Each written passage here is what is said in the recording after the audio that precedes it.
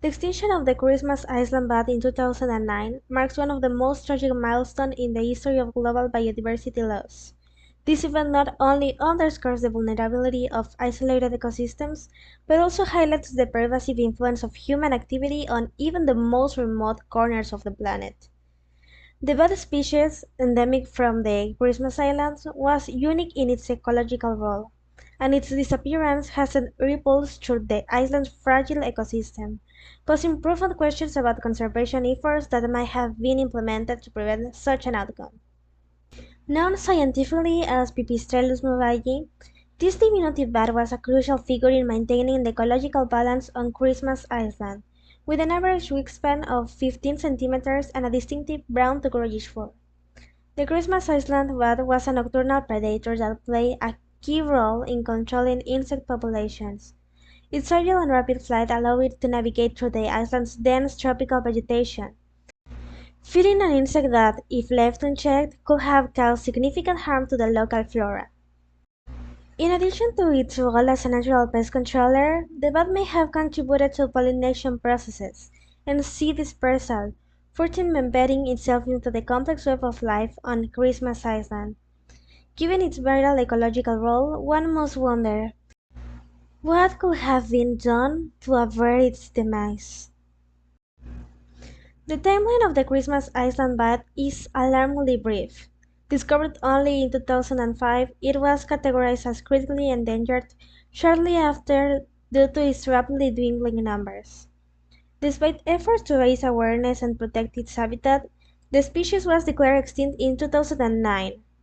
This rapid decline over the course of just a few years signals not only the vulnerability of a species with limited distribution, but also the urgency of early intervention in conservation efforts.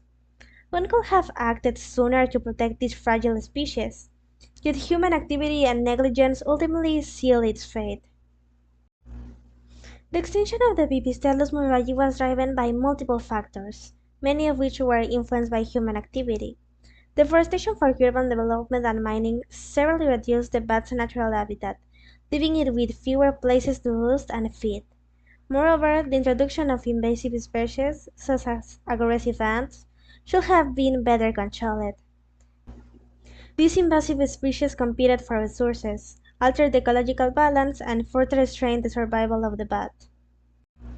Additionally, it is believed that diseases, perhaps exacerbated by change in land use and soil, may have also played a role in their demise. One could have prioritized efforts to curb the impact of invasive species or to create protected areas, but such measures came too late or were insufficient in scale. Had stricter habitat protection laws been enforced and invasive species better management, the extinction of these critical bat species may have been avoided. The loss of the Pipistrellus murray has created an ecological vacuum that is still being felt on the island today. The bat's role as a natural controller of insect population might have prevented certain beasts from proliferating unchecked.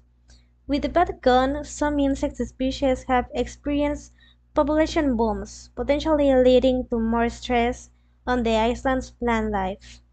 This, in turn, may affect the availability of food for other species, creating a cascading effect throughout the food web. Furthermore, the bat's potential role in pollination and seed dispersal may have contributed to maintaining the island's unique vegetation. Its absence could have long-term repercussions on the regeneration of certain plant species, which may now struggle to reproduce and thrive. One could argue that the extinction of this single species has set off a chain reaction that threatens the broader ecosystem, highlighting how delicate and interdependent the natural world truly is.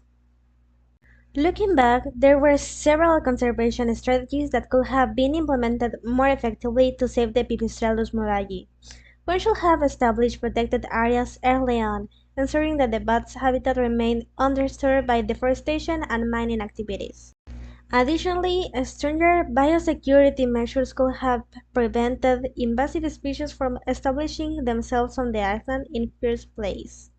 By addressing these threats before they escalated, conservationists might have had a better chance at preserving these irreplaceable species. The establishment of captive breeding programs could also have been a potential solution. One could have tried to establish a safety net for the population by breeding these bats in controlled environments, just like we do with pandas, for example, with the intention of eventually reintroducing them into the wild once their habitat was restored.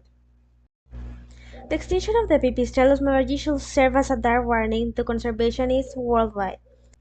It demonstrates the importance of acting swiftly when a species shows signs of distress, especially in isolated ecosystems where the balance is particularly delicate. Conservation efforts on Christmas Island have since shifted toward other endangered species, such as the Christmas Island red crab and several endemic birds. One must continue to prioritize the protection of other species, ensuring that the mistakes made with the Christmas Island bat are not repeated. The history of the Christmas Island bat may be one of loss, but it also offers hope for future conservation efforts.